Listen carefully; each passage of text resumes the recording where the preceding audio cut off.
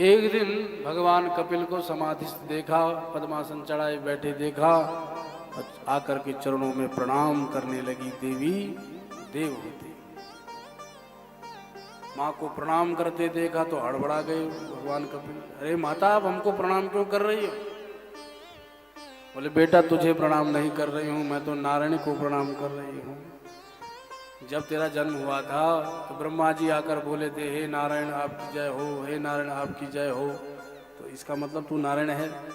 अगर तुम सच में नारायण हो तो मैं तुमसे एक प्रश्न करना चाहती हूँ। बोले नारायण है कि नहीं वो बात की बात है, मैया आप तो बैठो। मैया को आसन दिया तो बोले क्या पूछना चाहती हो? तब माँ देवहूति ने हाथ जोड़ करके भगवान कपिल से दिव्य प्रश्न किया। निर्विण्णा नितरां भूमन् सदीन्द्रियतर्षणात् येन संभाव्यमानेन प्रपन्नान्धं तमा प्रभो। हे प्रभु, एक ही प्रश्न है कि मैं मनुपुत्री हूँ, अपने पिता के यहाँ ऐसा कोई सुख नहीं है जो मैंने भोगा नहीं। अरे पिता के कुल से निकल के पति कुल में आई तो करदम महामुनि जैसे बड़े बीतराग और श्रेष्ठ ज्येष्ठ महात्मा मिले, परम तपस्वी सामर्थ्यवान। उन्होंने भी सारे ऐश्वर्य मुझको दे दिए। ऐसे ऐसे ऐश्वर्य और सुख मैंने भोगे जिनकी कल्पना अप्सराएं भी नहीं कर सकती, स्वर्ग में भी वो ऐश्वर्य नहीं। और सब कुछ भोगा पर आज फिर भी ऐसा लगता है कुछ भोगा ही नहीं। जीवन में कुछ न्यूनता दिखाई पड़ती है। तो बेटा, मैं यही जानना चाहती हूँ कि ये न्यूनता क्या है। सब कुछ भोगने पर भी चित्त को शांति क्यों नहीं? और अगर कुछ भोगना बाकी था तो वो क्या है? किस कारण से ये न्यूनता है? मैं तुम्हारी शरण में हूँ। तम त्वागता हम शरणं शरण्यं, तम त्वागता हम शरणं शरण्यं, स्वभृत्य संसार तरो कुठारं, स्वभृत्य संसारग दुर्गविद्या। जब बोला जाए तो ही बोलना है। स्वभृत्य संसार तरो कुठारं, स्वभृत्य संसार तरो कुठारं, जिज्ञासयाहं प्रकृते पुरुषस्य, जिज्ञासयाहं प्रकृते पुरुषस्य, नमामि सद्धर्मविदां वरिष्ठं, नमामि सद्धर्मविदां वरिष्ठं, तं त्वागतां शरणं शरण्यं, तं त्वागतां शरणं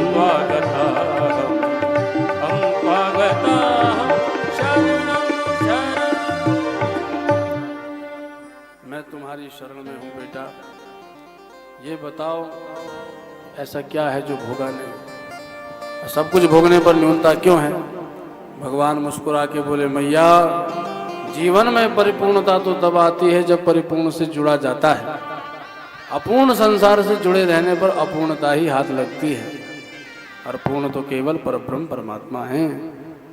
पूर्णमदः पूर्णमिदं पूर्णात् पूर्णमुदच्यते पूर्णस्य पूर्णमादाय पूर्णमेवावशिष्यते। परिपूर्ण जगदाधार श्री हरि से जुड़ने पर ही पूर्णता जीवन में आएगी। ये मन ही तो सुख दुख का हेतु है मैया। मन को संसार से जोड़ दो, मन से चिपकने पर ये दुख के मार्ग खोल देता है। और मन को भगवत भक्तों की ओर मोड़ दो, भगवान की ओर मोड़ दो, तो यही मन सुख का मार्ग खोल देता है। मन एवं मनुष्याणाम कारणम बंध मोक्षय। चाबी एक ही होती है ताले की, इधर घुमा दो तो खुल जाता है, उधर घुमा दो बंद हो जाता है। ऐसे मन ही मोक्ष और बंधन का कारण है। अगर सीधा घुमा दो, शास्त्र मार्ग पर घुमा दो तो बंधन खुल जाते हैं, और अशास्त्रीय मार्ग पर घुमा दो तो बंधन में बंध जाते हैं। चेतः खल्वस्य बन्धाय मुक्तये चात्मनो मतम् गुणेषु शक्तं बन्धाय रतं वा पुंसि मुक्तये। इसलिए मन को भगवान की ओर मोड़ना चाहिए। और मन को मोड़ने का एक ही तरीका है कि जब जब सत्संग में जाकर के मन प्रभावित हो जाए तो मन को डांटना चाहिए। जब राम जी महाराज विश्वामित्र जी के साथ मिथिला की ओर जा रहे थे, रास्ते में एक आश्रम दिखाई पड़ा। आश्रम एक दीख मग माही, आश्रम एक दीख मग माही, आश्रम एक दीख मग माही, आश्रम एक दीख मग माही। खग मृग जीव जंतु तहनाही, खग मृग जीव जंतु तहनाही, खग मृग जीव जंतु तहनाही, खग मृग जीव जंतु तहनाही।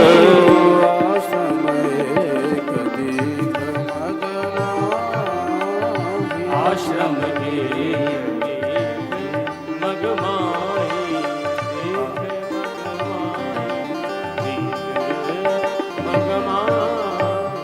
राम जी जा रहे थे कि इतने में आश्रम दिखाई पड़ा जहाँ खग मृग जीव जंतु भी नहीं थे। तो राम जी बोले ये आश्रम सुनसान क्यों है?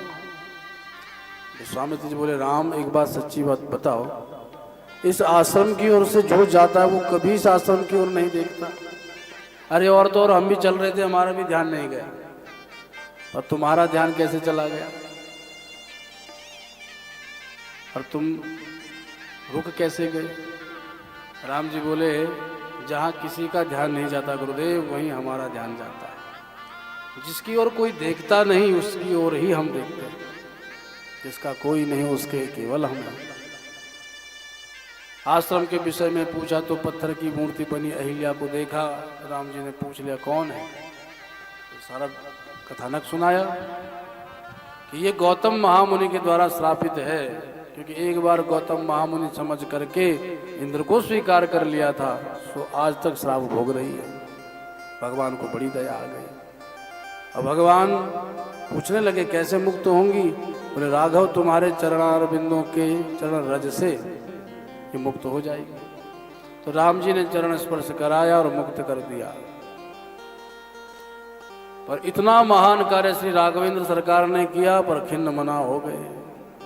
अहिल्या तर करके पतिलोक को चली गई, गई पतिलोक आनंद भरी, राम जी का चेहरा मुरझा गया।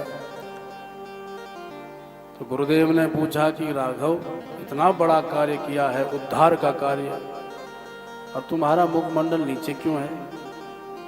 तुम प्रसन्न क्यों नहीं दिखाई दे रहे? हम एक भी काम करते हैं तो सीना चौड़ा हो जाता है। बोले एक ही बात है गुरुदेव कि यद्यपि मेरी चरण रज से अहिल्या का उद्धार हुआ, लेकिन मैंने चरण तो स्पर्श कराया, वो भी एक ऋषि पत्नी को। इस बात का बड़ा खेद है। अब इसी बात से समझ लो कि राम जी का स्वभाव कितना मृदुल है। अरे उद्धार की अच्छी बात तो थी, लेकिन राम जी को यह संकोच हो रहा कि मुझे ऋषि पत्नी को चरण स्पर्श कराना पड़ा। कथा सुना रहे थे अपने मणिराम जी को, तुलसीदास बाबा अचानक मन भर गया कि हमारे प्रभु कितने सरल हैं, और डांट दिया मन को उसी क्षण। जब तुम्हारा मन प्रभावित हो जाए हरि कथा सुनकर के, उसी समय मन को प्रताप करो, विवेक के डंडे बजाओ। क्यों रे इस समय हरि की कथा सुन के तो बड़ा आप्लावित और प्रसन्न हो रहा है, तो फिर अकेले में भगवान का भजन क्यों नहीं करता? डांट दिया तुलसीदास जी ने अपने मन को। अस प्रभु दीन बंधु हरि कारण रहित दयाल, तुलसीदास सठ ताहि भज छाड़ी कपट जंजाल, छाड़ी कपट जंजाल। मन इतना प्रभावित हो रहा है तो प्रभु मनमोहन की कथा से, तो फिर उनका भजन क्यों नहीं करता। यहाँ पर सठ जो संबोधन है तुलसीदास जी अपने मन को कर रहे हैं, स्वयं को नहीं कर रहे, मन को। मन के हारे हार है मन के जीते जीत, मन ही मिलावत राम से मन ही करत फजी। मन ही तो सब कुछ करने वाला है। मन की गति है अटपटी, झटपट लखे न कोई, जो मन की खटपट मिटे तो चटपट दर्शन हो। अरे ये सब कुछ मन ही करने वाला है, इसलिए मन को भगवान की ओर मोड़ना चाहिए, बार बार मन को डांटना चाहिए। यही काम को स्वामी तुलसीदास बारंबार करते हैं। संपूर्ण रामायण के अंत में भी डांटा, पाई न कहीं गति पतित पावन, राम भज सुनु सठ मना। पाई न कहीं गति पतित पावन, राम भज सुनु सठ मना। गणिका जामिल व्याध गीध, गजा दिखल तारे घना। गणिका जामिल व्याध गीध, गजा दिखल घना। गणिका अजामिल व्याध गीध, किसको राम जी ने नहीं तारा। सबरी गीत सुसेवकनी सुगति दीनी रघुनाथ। ऐसे राम जी का भजन क्यों नहीं करता। तो मन को बार बार डांटना चाहिए, तो इस मन को भगवान की ओर मोड़ना चाहिए। माता ने पूछ लिया, बेटा ये बताओ कि भगवान की ओर मोड़े कैसे। मन बिल्कुल नहीं मुड़ता। जब जब माला जपे तो सारी घर गृहस्थ की बातें तभी याद आती हैं, और समय बिल्कुल याद नहीं आती। कथा में जाएं तो घर बार की दुकान की याद आ जाती है। जब जब भजन में बैठे मन तभी खटपट करता है। तो क्या करें। बोले इस मन को संतों का संग लगा दो। संतों की सन्निधि में बैठ करके ही मन पर हरि रंग चढ़ता है। तो बेटा एक और प्रश्न करूं। बोले करो। तो बेटा ये बताओ कि संत कौन है। अरे संत तो बहुत सारे दिखाई पड़ते हैं, हर कोई संत है। तो संतों की पहचान क्या है।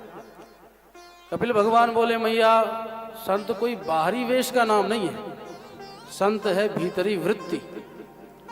आपकी भीतरी स्थिति क्या है वो संत है, उसका नाम संत है। बाहर से कोई जींस पैंट में घूम रहा हो और भीतरी स्थिति उसकी दिव्य है तो वो संत है। और बाहर से कोई महाराज भस्म रमाए खड़ा हो पर भीतरी स्थिति गड़बड़ है तो वो बिल्कुल संत नहीं। संत वृत्ति का नाम है। अच्छा बेटा पहचान क्या है, कैसे पहचाने कि संत अमुक अमुक होते हैं। तो बोले 5 पहचान बता देते हैं, जिसमें ये 5 पहचान मिल जाएं समझ लो वो संत है। अब आप सब भी नोट कर लो। आजकल संतों के पीछे बहुत दीवाने होके सब घूम जाते हैं। तो क्या पहचान है। बोले 5 पहचान। तितिक्षवः कारुणिका सुहृद सर्वदेहिना अजात शत्रवः शान्ता साधवः साधुभूषणा साधवः साधुभूषणा। साधुओं की ये 5 पहचान है। पहला तितिक्षवा, बड़े तितिक्षु होते हैं, सहनशील। द्वंद्वात्मक प्रपंचों को सहन करना ही सहनशीलता है। जो सुख में ज्यादा गदगद न हो, दुख में मुंह लटका के बैठे नहीं, वो संत है। अब प्रायः तो संतों को माला न मिले तो संत बिगड़ जाते हैं। क्यों जी, हमको माला नहीं पहनाई, किसी को प्रणाम नहीं किया तो क्यों जी उसने हमको प्रणाम क्यों नहीं किया, और आसन नहीं बिछा क्यों जी, हमारे लिए आसन का हम ऐसे वैसे बाबा हैं क्या नीचे बैठने वाले। संत ऐसे नहीं होते, उनके लिए सम्मान हो तो जय सिया राम और अपमान हो तो जय सिया राम। माला पहना दी तो ज्यादा गदगद होके झूमते नहीं, और न पहनाई अपमान कर दिया तो किसी को श्राप दे करके भागते नहीं। जय श्री कृष्ण। जय श्री कृष्ण। प्रायः घर पर आते हैं ना मांगने वाले, तो कुछ संत वेश में भी आते हैं और महाराज 1 घंटे तक चिल्लाते हैं, ए मैया बाहर आ, कुछ भिक्षा दे दो। और मैया ने कहीं 10-15 मिनट लगा ली तो गालियां दे के जाते हैं। बोलो जय श्री कृष्ण। कभी भला ना हो इस मैया का। अब बताओ ऐसे संत होते हैं क्या। तो संतों की पहली पहचान है सम्मान अपमान में सदा सम रहते हैं, सहन करते हैं। गीता गायक गोविंद भी कहते हैं कि सुख दुखे समय कृत्वा लाभा लाभौ जया जय। सुख दुख लाभ हानि जय पराजय में जो सम रहते हैं ऐसे योगी कहे जाते हैं। तो पहली पहचान तितिक्षवः, तितिक्षु होते हैं। दूसरी कारुणिका, इतनी करुणा इनके भीतर होती है किसी का दुख दीख भर जाए तो उसको दूर करने का प्रयास करने लगते हैं। किसी के दुख के बारे में सुनने तो नेत्र छलक जाते हैं। ये संतों की पहचान है। अच्छा एक बात बताएं, दूसरे के दुख से दुखी होना कोई बड़ी बात नहीं है। बोलो जय श्री कृष्ण। किसी के हाथ पैर टूटे पड़े हों तो उसको 2 रुपया हम दे देते हैं, सोचते अरे देखो बेचारे पर क्या बीत रही है। तो दुख में दुखी हो जाए कोई बड़ी बात नहीं है। विशेष बात तो यह है कि दूसरे के सुख में सुखी हो जाएं। बोलो जय श्री कृष्ण। जय श्री कृष्ण। संत दूसरों के दुख से दुखी और सुख से सुखी होते हैं क्योंकि करुणावान होते हैं। तो दूसरी पहचान बहुत दयालु हो स्वभाव के होते हैं। तीसरी पहचान सुहृदः सर्वदेहिनां, समस्त जीवों को अपना ही मानते हैं, किसी से बैर भाव नहीं करते हैं, सबको अपना मान करके चलते हैं। जैसे भोजन करते करते कभी कभी दांतों से जीवा कट जाती है, और दांत भी हमारे अधीन है, जीवा भी हमारे अधीन है। कोई आकर के कहे देखो देखो कोमलांगी जीवा को 32 दांतों ने घेर रखा है, अरे हथौड़ा लेके 2-3 टपका दो, बेचारी को बहुत प्रताड़ित करते हैं। तो आज तक किसी ने हथौड़ा लेके दांत टपकाए?